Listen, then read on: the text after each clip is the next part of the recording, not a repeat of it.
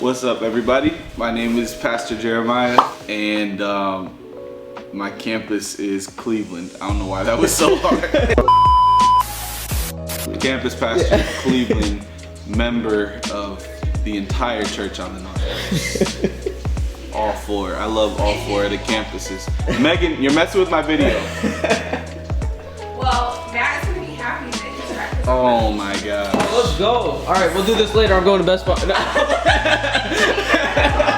He's like, I don't care what you have to say now. Sorry. He's trying to make one Listen, video. when I came back here, it was his workstation. I didn't know you came back here. I thought you were going home. Okay, see, now you got jokes.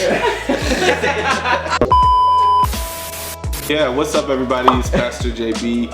I'm the Cleveland campus pastor, and I love all four campuses of church on the North Coast. What is your favorite food and why? My favorite food is probably sweets. Like the entire culture of sweets. I don't know what you say. The food group, like that entire little piece of the pyramid, where it's like cookies, ice cream. Yeah, anything that's just bad for you. I really enjoy it. Yeah. What is your favorite Bible story?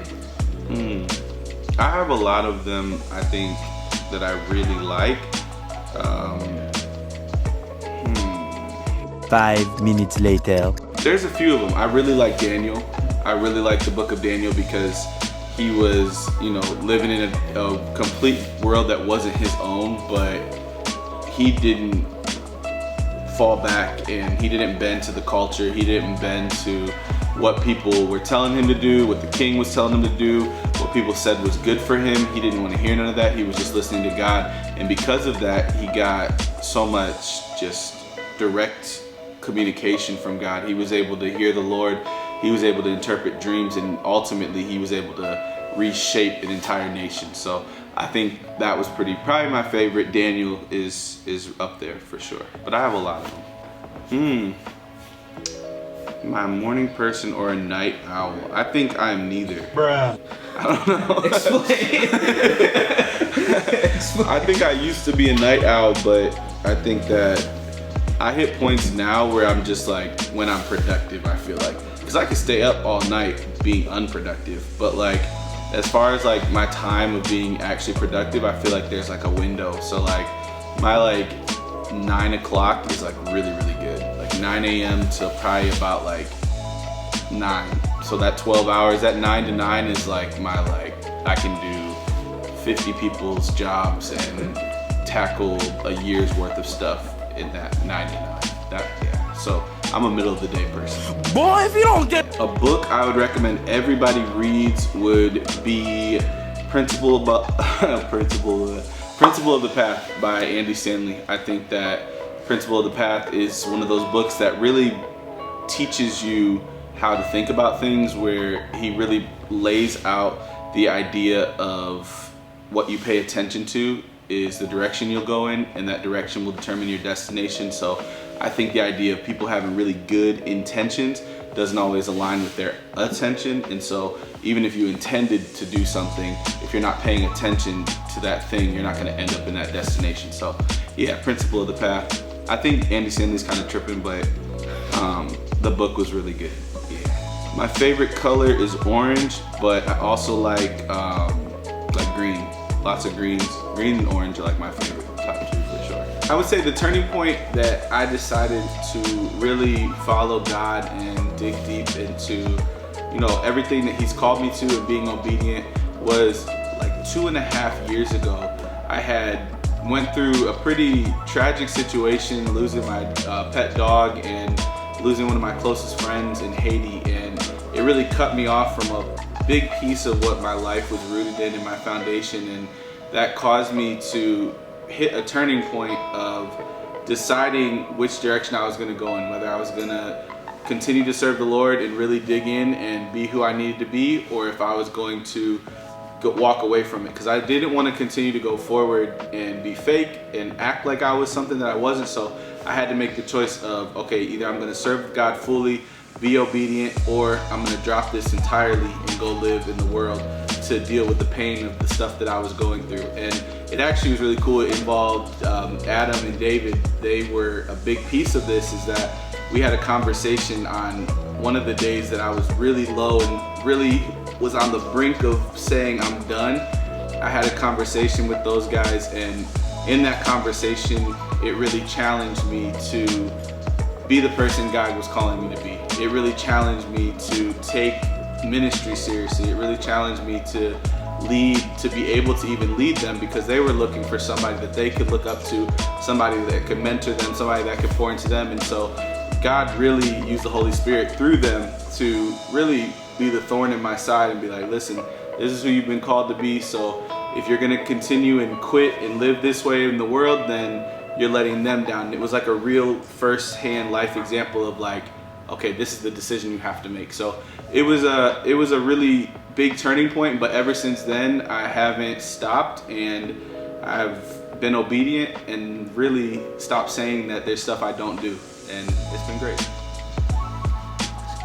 JB, do you see us DSM students as people that will change our generation to live for Jesus?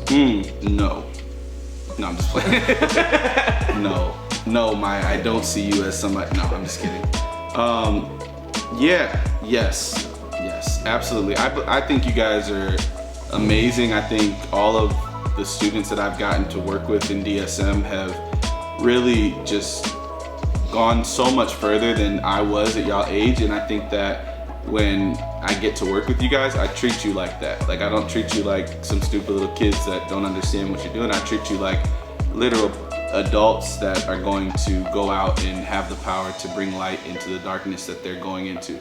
And you can go through all the students that have gone through DSM, from Precious to Layla to David, CJ, just the list goes on and on and on. Bev, like, there's so many of you guys that are doing amazing things. And even from the time I started working with them, I started looking at them as like the best pastors, the best worship leaders, the best Christians that I know. And I think that DSM's culture now is set up to cultivate that year after year. So yeah, I do see you as people. I see you as people. Ooh, yeah.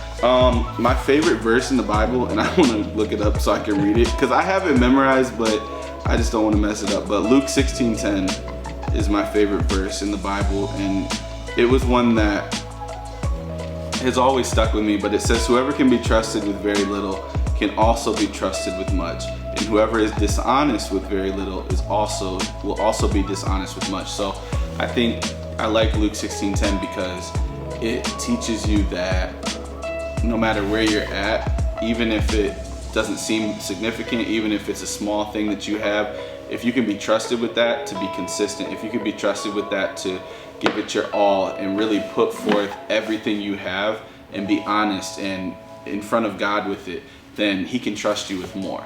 And I think that a lot of people get discouraged by small beginnings, or a lot of people get discouraged if things aren't growing the way they want it to, or popping off the way they want it to. But what God is saying, what Jesus is saying through that verse is that, hey, give it everything you have. If I put it in front of you, you better kill it. Like, I don't care if it's a room with 5 kids in a small group on a Wednesday, or if it's a room with 100 kids like last night at DSM. Like, you give it your all and you give everything you have to those 5 kids in front of you, and I can trust you when it comes time to those 100 kids on that same night. So that's kind of what I've seen God do. And kind of to reference that previous question, like, that investment into those 5 kids is now turned into what DSM is today. So yeah, I like Luke 16:10. It's my verse. Ooh, the number one thing on my bucket list. I think the number one thing on my bucket list is just to be old. Like, be an old man and just be cool. A cool old man. I think that would be really nice. Nickname that you had? Ooh, old nickname. I have a bunch of them. People used to call me Jer Bear. They used to call me Brown Bear. They used to call me Cream Corn because I'm smooth like that. They used to call me, let me think what else they used to call me. They used to call me War Machine when I played football because that was like the Black Iron Man, so that was me. They used to call me all kinds of stuff. J Boogie, when I'm DJing. You DJ? Yeah, I do a lot of stuff. So yeah, they call me pastor sometimes when I be preaching. My favorite worship song of all time is "Be Enthroned" by Jeremy Riddle. Subscribe. Everybody subscribe. Thank you so much for watching. Thank you for the videos. Okay, bye. What up, buddy? I'm Want me ready. to sing? Yeah, I'm ready. Be enthroned upon the praises of 1,000 generations. You are worthy, Bruh. Lord of all. What? You didn't like that? You want to take it up? Be enthroned upon the praises of. Like that? Oh yeah, bro, you just killing that. Thank you, bro. Be enthroned upon Bro got the every, praises bro got all the of 1,000 generations. That's a country. You are worthy,